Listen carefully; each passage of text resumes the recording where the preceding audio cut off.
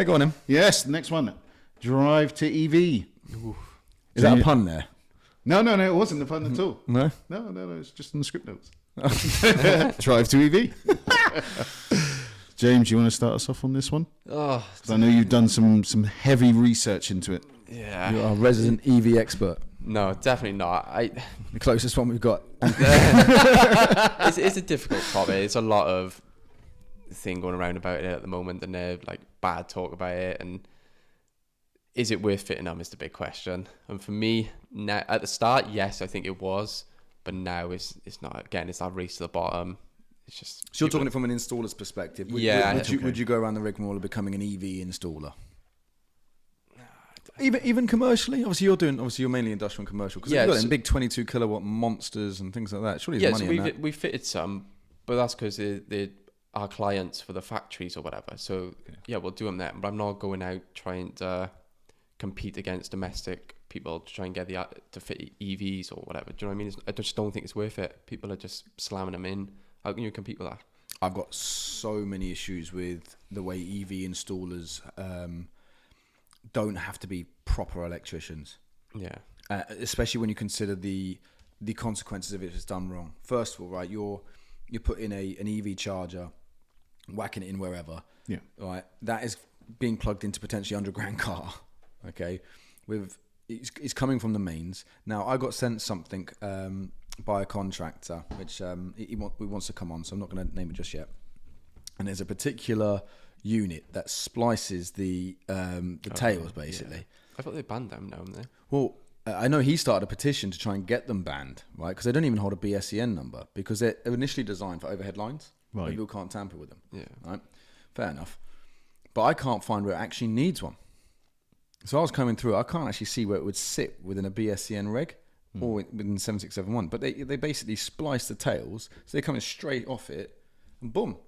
You got these Mickey Mouse cowboy EV charging installers throwing up an EV charger. It's freaking dangerous, like. So you don't have to be registered then?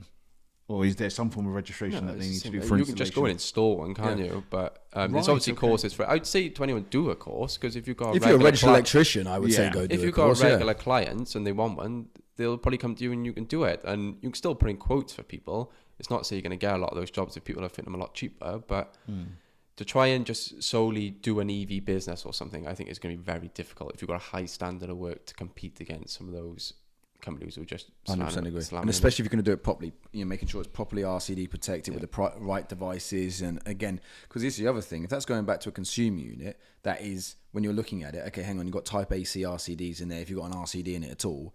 Well, hang on, now we're talking a board change because I've got to do it properly because I'm a registered electrician and da-da-da-da-da. All of a sudden, your £500 install has just become £2,000, right? They're like, well, no, it's all right. Dodgy Dave's going to do it for 300 quid. So that's the same with a lot of jobs, and it's not just EVs. EICRs is a big thing because there's a lot of EICRs that literally aren't even being done, isn't there? They're just ticking boxes. It's such a nightmare of EICRs. I try and do like a good standard EICR, but that price is never going to compete with some people who'll just go in and. People don't realise how much work is involved in the ICR. It's how much work you want to make it though. Like you can beat around the bush with EICRs, you can limb a lot, you can word things so you don't have to test certain things. So right, okay. So you can get two different EICRs, one that's been tested at the high standard and one there's nothing wrong with it technically, but it's just been tested at a crap standard. And how do you explain that to a customer? How do you show them that before the job's even started? So funny, I was speaking to a guy called Malcolm Davis who works on Optimised Retrofit as part of the Welsh Assembly, right? And he's advocate because he's got a big issue with this MCS thing with solar and again the deregulation like by Octopus and things like that. And his big thing is the only way you're going to drive legislation and improve quality standards of work when there's so much grey area because the legislative bodies like IET, for example, can't physically. If they made an EIC like you had to do it and they were really clamped down, you wouldn't 50% of the workforce in the electrical industry would be out of a job. Yeah. So I understand their scope, but what he's suggesting, and I completely agree, is there needs to be other incentives. Okay, so for landlords, for example, on EICRs, well, you should get, if you can prove that you've got an EICR to this standard, maybe you get relief on your insurance because the likelihood of you having an electrical fire, for example, is massively reduced. Yeah. But there needs to be some form of either governmental or insurance or some kind of understanding or collaborative work between associations to make it, because at the end of the day, it's your client that pays your bills.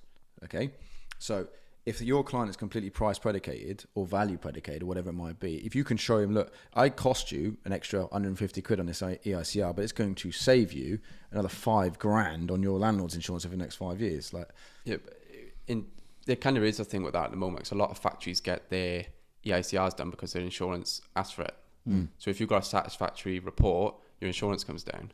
So there kind of is that. I don't know who looks through it. Is it the insurers who's looking through their EICR? Possibly. So because we have one with ours, I mean, like pat testing.